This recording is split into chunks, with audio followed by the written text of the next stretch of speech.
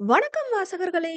என் கற்பனைகளின் எதிரொலியை உங்கள் காதுகளில் சேர்க்கும் ஆண்டாள் வெங்கட்ராகவன் ஒலிப்புத்தக தளத்திற்கு உங்களை அன்புடன் வரவேற்பது உங்கள் ஆண்டாள். இன்னைக்கு நாம கேட்க போற கதை என் வாழ்வோவிய தூரிகை அவன். கதையின் குரலாய் நான் ஆர்ஜே காமாட்சி. இந்த கதை பிடிச்சிருந்தா லைக் பண்ணுங்க, ஷேர் பண்ணுங்க. கதையை பத்தின கருத்துக்களை மறக்காம கமெண்ட்ல சொல்லிட்டு போங்க. இப்பதான் புதுசா சேனலுக்கு வரீங்கன்னா சேனலை சப்ஸ்கிரைப் பண்ணிட்டு பக்கத்துல இருக்க பெல் ஐகான தட்டி விடுங்க. அப்பதான் நாங்க போடுற கதைகளோட நோட்டிபிகேஷன் உங்களுக்கு உடனுக்குடனே கிடைக்கும். வாங்க கதை கேட்டு ரசிக்கலாம். ஓவியம் 13. அவனுடன் பேசி பேசியே அந்த ஒரு வார பொழுதை அழகாக நடத்தியிருந்தாள் ருத்ரனின் அஞ்சிலை. காலை வேளையில் இருவரும் சமையலறையில் உணவு தயாரித்துக் கொண்டிருக்க அவளுக்காக காய்கறிகளை வெட்டி கொடுத்தவன் குழம்பியை தயாரித்து வைத்தான். குழம்பு வைத்துக் கொண்டிருந்தவள் கையில் குழம்பியை கொடுத்து வெளியே அனுப்பியவன் அவள் குடித்து முடித்து வந்ததும் தான் சென்று பருக மீதி வேலைகளை முடித்துவிட்டு தனக்கு மட்டும் உணவை டப்பாவில் அடைத்துக் கொண்டாள்.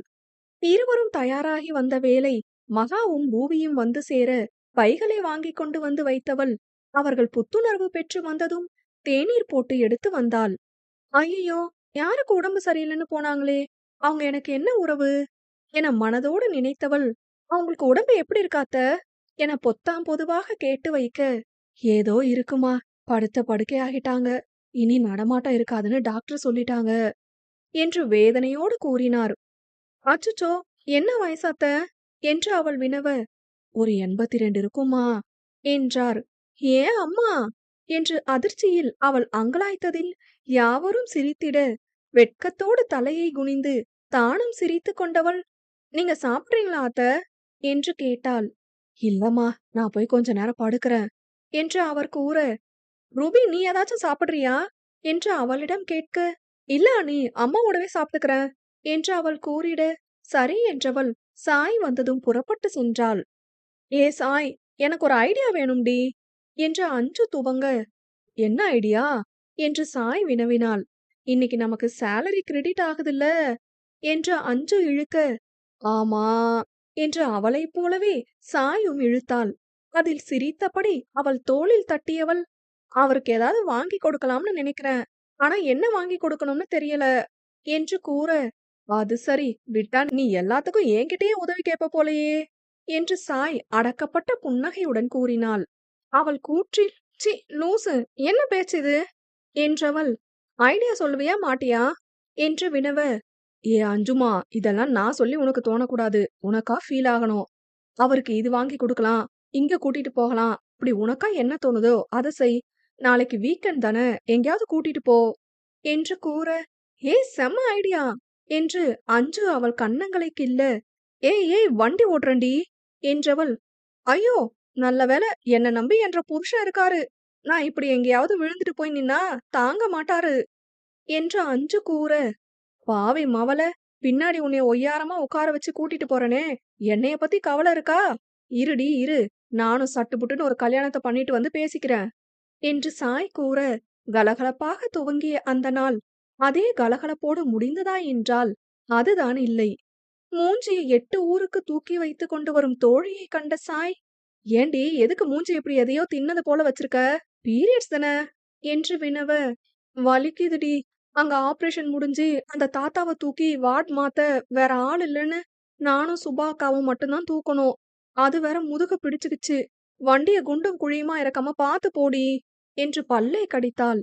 அவளது வலி அவள் கலங்கிய முகம் பறைசாற்றினாலும் காமெடியான அவள் பேச்சு சிரிப்பை கிளப்ப, சரி சரி பொறுமையா போறேன் என்று சாய் கூறவும், ஐயோ என்ற புருஷனோட நாளைக்கு வெளியில போகலாம்னு கனா கண்டனேடி, என் நேரத்துக்கு சம்பளத்துக்கு பதிலா முதுகு வலிதான் கிரெடிட் ஆகிருக்கு என்றாள்.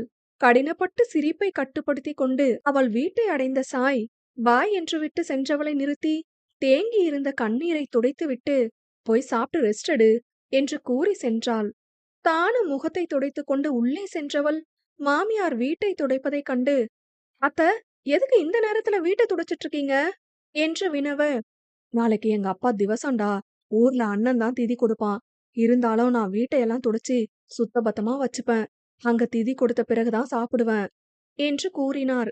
வயதான காலத்தில் இதெல்லாம் இன்னும் அவர் கடைபிடிப்பதை வியப்புடன் பார்த்தவளிடம், "கொஞ்சம் இந்த ஹால மட்டும் துடைக்கிறியாடா?" என்று அவர் கேட்க, "முதுகு வலியோட எப்படி செய்ய?" என்று கேட்ட மனதிற்கு ஒரு குட்டு வைத்தவள், "சரி அத்த" என்றாள். சென்று பையை வைத்துவிட்டு வந்தவள், தன் மாமியாருக்காக செய்வதில் பிறந்த வீட்டை நினைத்த ஏக்கம் துளியும் இல்லை. அங்கு இதேபோல் உடல் முடியாமல் வரும் நேரம், காயத்ரிக்கு உடல் நலம் சரியில்லை என்றால் அமைதியாக தானே செய்து பழகியவளுக்கு மாமியாருக்கு செய்வதில் எந்த வேறுபாடும் தெரியவில்லை. முதுகில் சுரீர் சுரீர் என்று வலி எடுத்து முகம் சுருங்கியவள் கடினப்பட்டு துடைத்துக் கொண்டிருக்க, மாடியிலிருந்து படித்து முடித்து புத்தகங்களுடன் வந்த ரூபி அண்ணியை கண்டு திடுக்கிட்டு அவளிடம் விரைந்து, "அண்ணி பீரியட்ஸா?" என்று கேட்டாள். சுருங்கிய முகத்தோடு சுடிதாரின் கைப்பகுதியில் தன் வியர்வையை துடைத்தவள், "ஆ ஆமா ரூபி" என்க, "அண்ணி ட்ரெஸ் எல்லாம் ஸ்ட்ரெயின் ஆகிருக்கு" என்றாள். வலியின் மிகுதியில் இதை மறந்தே விட்டோமே என்று எண்ணியவள் தன் ஆடையை கவனிக்க, ஏதோ அந்த அசௌகரியமான சூழல் அவள் கண்களை கலங்க செய்திருந்தது. "அண்ணி நீங்க முதல்ல போய் ட்ரெஸ்ஸ மாத்திட்டு எதுவும் ஃப்ரீயா வியர் பண்ணிட்டு வாங்க" என்று அவளை அனுப்பிய ரூபி மீதி வேலையை தான் முடித்துவிட்டு தாயிடம் நடந்தவற்றை கூறிக் கொண்டிருக்க, தனது இரவு சட்டை மற்றும் பைஜாமா பேண்டுடன் வந்தாள். அவளைக் கண்டு சற்றே கோபத்தோடு, "ஏம்மா என்ன பொண்ணு நீ? முடியலன்னு சொன்னா நானே ரூபிய கூப்பிட்டு செஞ்சிருக்க மாட்டனா? இத்தனை நாள்ல உனக்கு இத சொல்ல கூட உரிமை உணர்வு வரலையா?" என்று வினவ, கண்ணீரோடு தலையை குனிந்து கொண்டவள், "சாரி அத்த" என்றாள். "என்னம்மா சாரி? உனக்கு முடியலன்னு தானே சொல்றேன்" என்றவர் கையை பற்றிய ரூபி, "அம்மா பாவம் அண்ணியே முடியாம இருக்காங்க, சும்மா இருங்கம்மா" என்றாள்.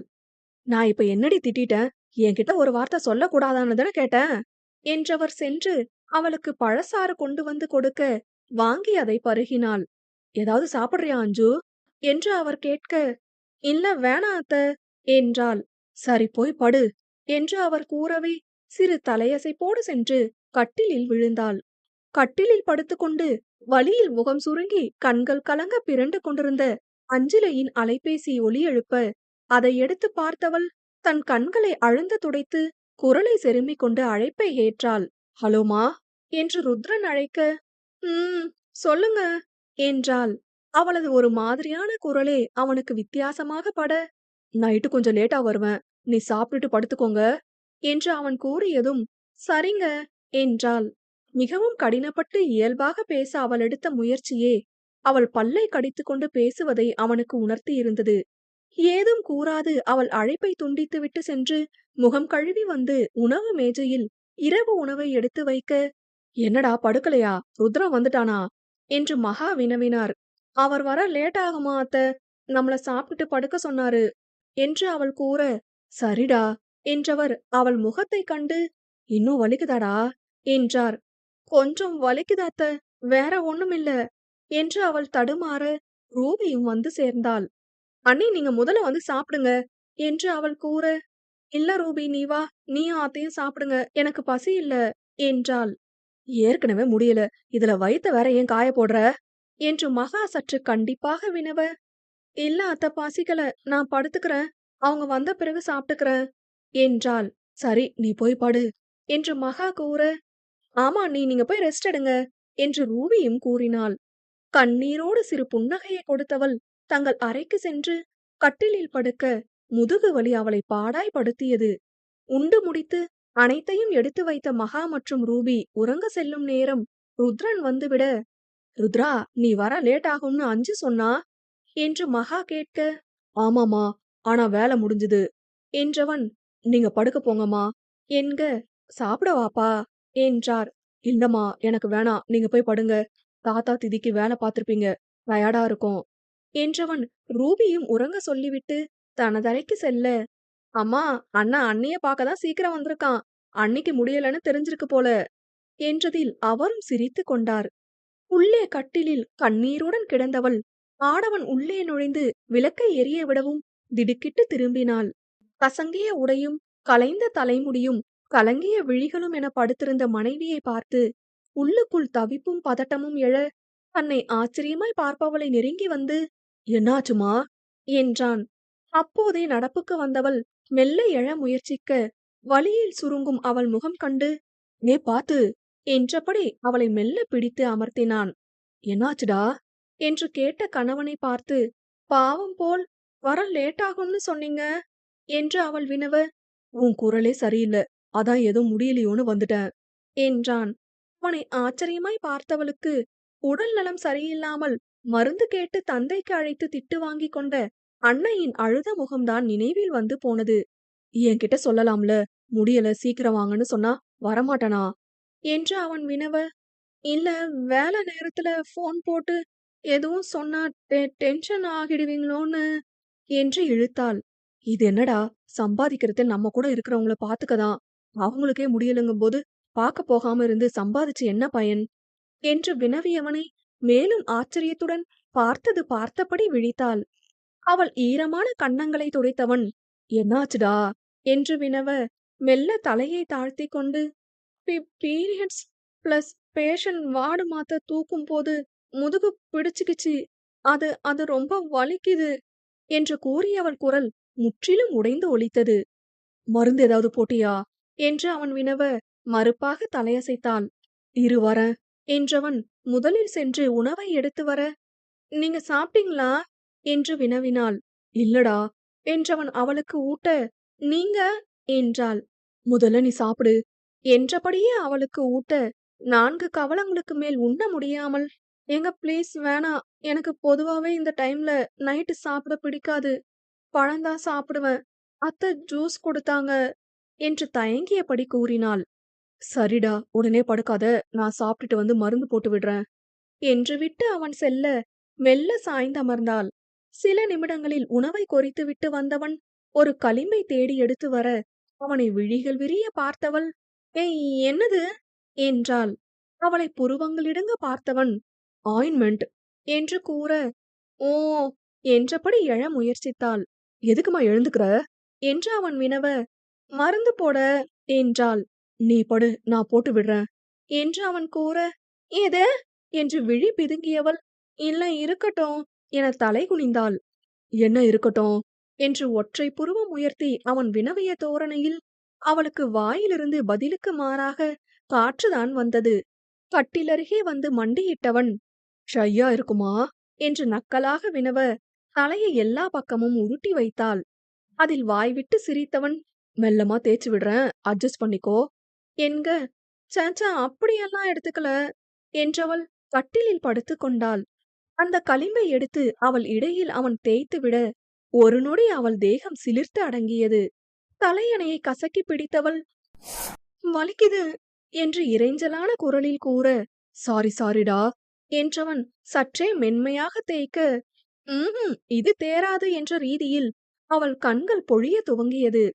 சிறு விசும்பல் அவளிடம் எழவே, வலிக்குது என்று கெஞ்சலாக கூறியவள் உடையை சரி செய்தவன், அவ்வளோதாமா என்றான். முகத்தை தலையணையில் புதைத்து கொண்டவள் அழத் துவங்கிட, அதில் ஒரு நொடி ருத்ரன் பதறிதான் போனான்.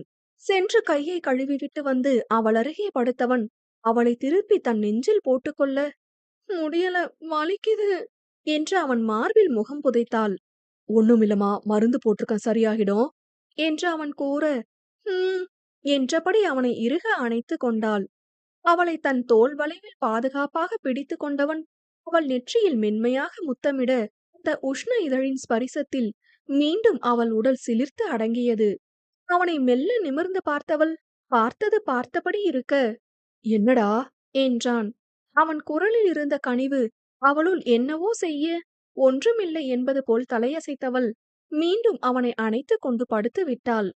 சிறு பிள்ளை போல் அவளை தட்டி கொடுத்து தூங்க வைத்தவன் அவள் தூங்கியதை பறைசாற்றும் விதம் தன் மார்பில் அவள் சீரான மூச்சுக்காற்றை உணர்ந்த பின்னே தானும் உறங்கினான்.